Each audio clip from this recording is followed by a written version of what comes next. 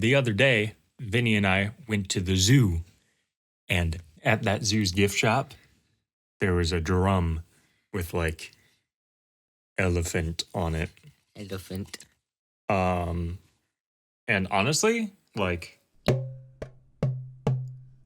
it doesn't sound too bad.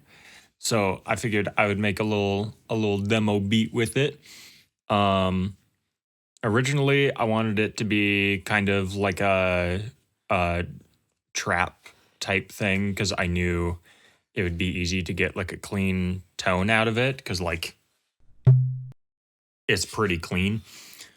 And so that kind of turned into weird I funk-ish territory. I don't know. So I started off with just like recording myself hitting the drum a bunch of times. And then I took the best hits out of that, combined a couple of them to get like this main hit, and then this rim hit, and just like cloned that a couple times to do things. And then also these mute hits.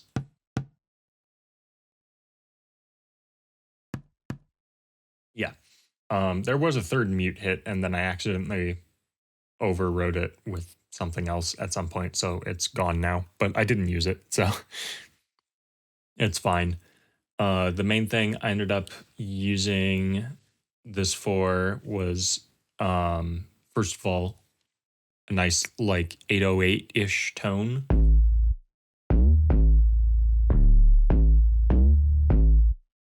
And that's literally just the main hit, but looped on a sine wave tone. So it can last however long I want it to. And then I threw it into a soft clipper. Did just like a quick hit of distortion to give it a little bit of punch. Did some low end saturation to make it not a pure sine wave, so it's got a little bit of harmonics going on. And then I forgot what I did here. Oh, I was basically just using this as a limiter, and then this limiter is kind of pointless. Layered that up with a kick drum. Nice smacky kick. And so that plus a snare drum that I dragged in sounds like this.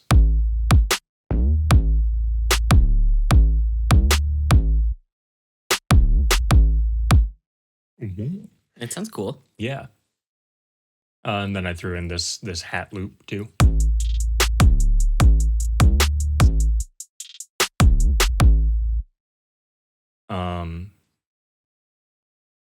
Then I took the rim hits, and since they were already tuned to C, I was like, okay, I'll just make chords out of those because that seems pretty easy. And so that sounds like.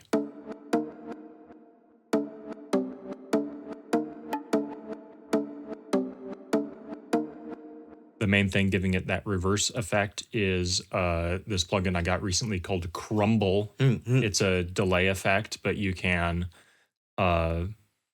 reverse the delays. So like without that, it sounds like,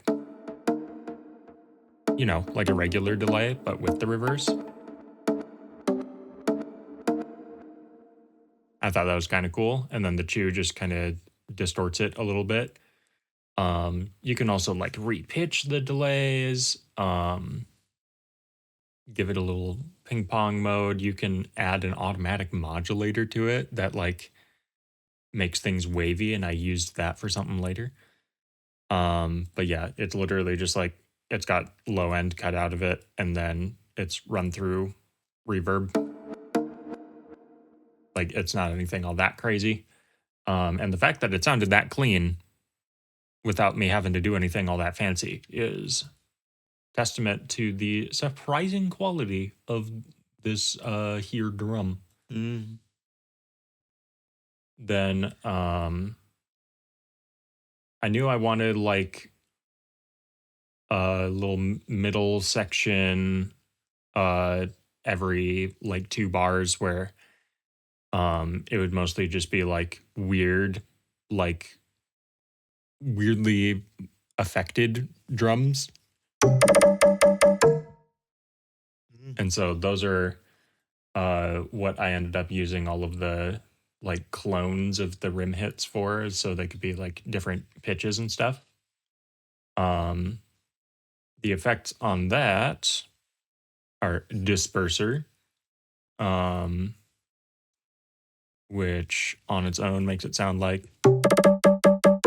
just kind of gives it a little bit of like laseriness.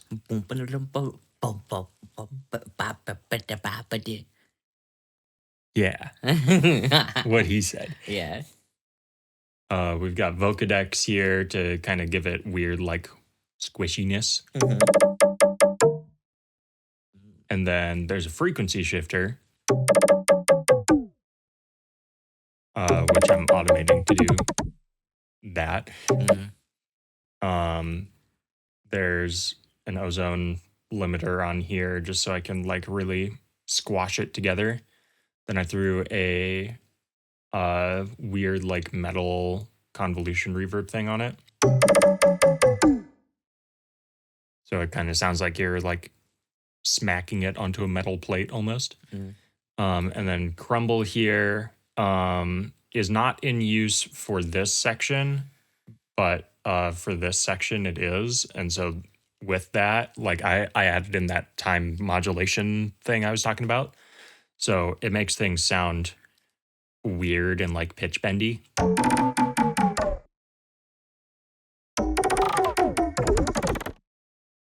Like that. These guys also have some ring modulation on them. Or no. Do they? They do. It's on the mixer itself. And then I also had one of those that I did as like a reversed thing, because I figured that would be kind of like a cool fill sound. And then we've got the growly boys here.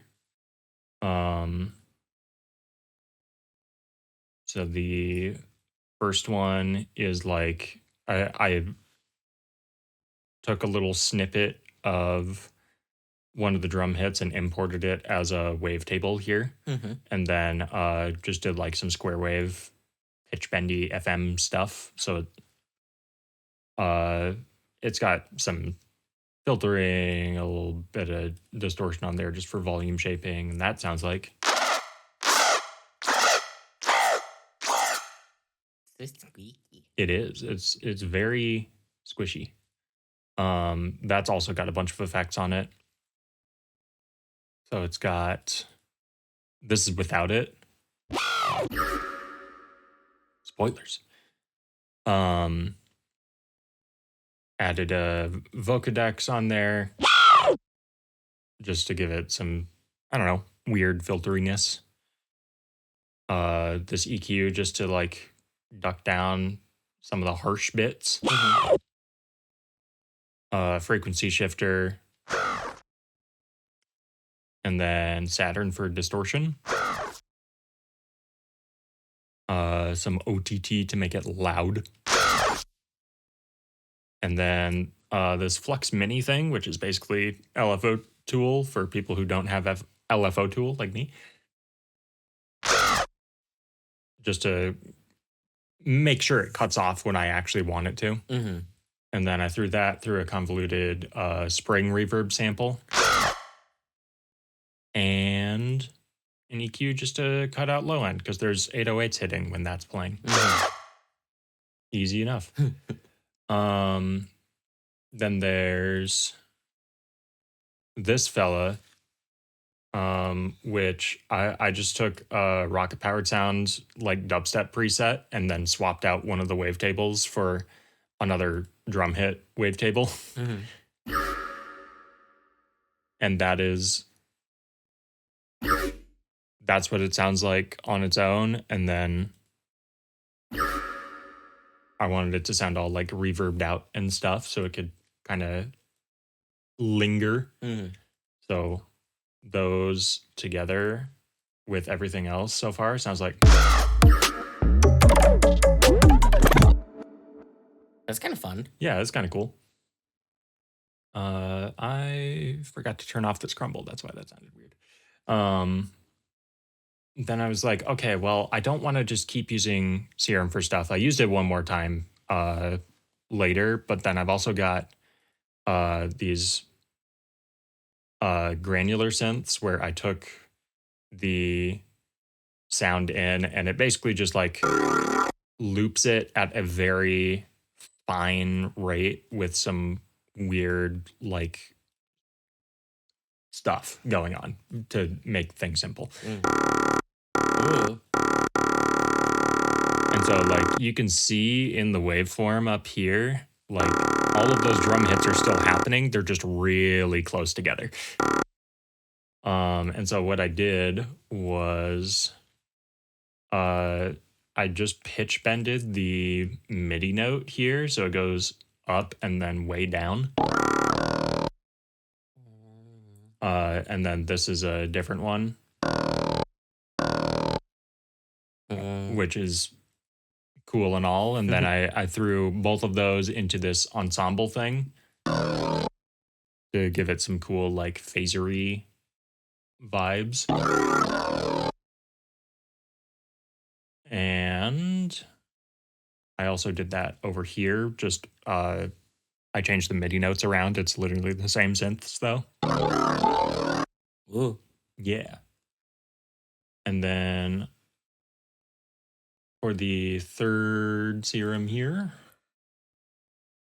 it is this guy, which kind of sounds like a mess until he's playing on higher notes. So I wanted it to be like, I'm not going to give like a super detailed breakdown on how exactly that's working. It's basically just a bunch of stuff attached to one LFO. There, I have now scrolled through all of it. I made this macro and then forgot to actually automate it, so it's not doing anything.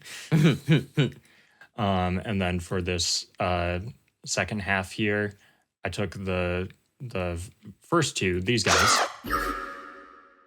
and then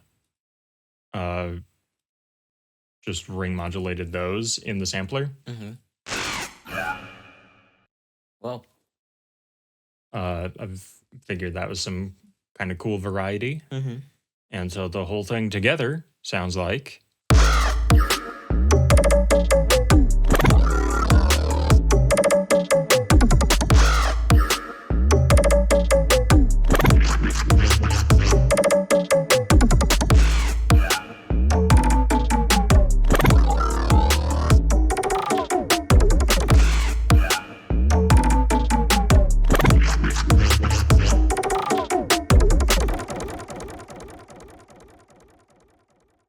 And that's it.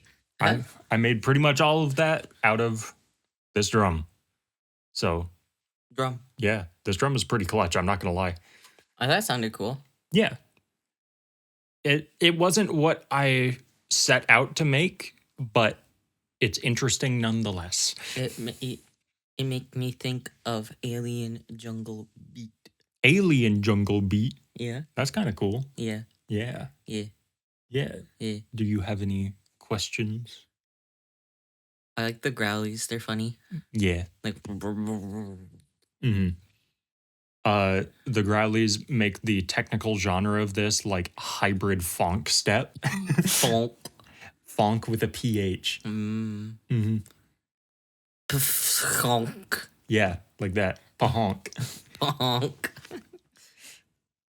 But yeah, thank you for watching. Let this be a lesson. You can make some really interesting stuff out of literally any instrument you've got laying around, or just anything you can smack with a stick, because that makes it a percussion instrument. I don't make the rules. Like mayonnaise. Yeah. Like mayonnaise. Mayonnaise is an instrument. It can be. Mm-hmm. You just got to play it right. But yeah, thank you very much for watching. Goodbye. Estelle was here. Do you have any anything to say.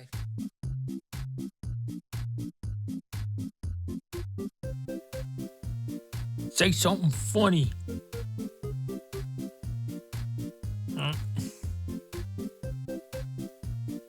Don't claw me. Don't claw me. I'll put you on the bed.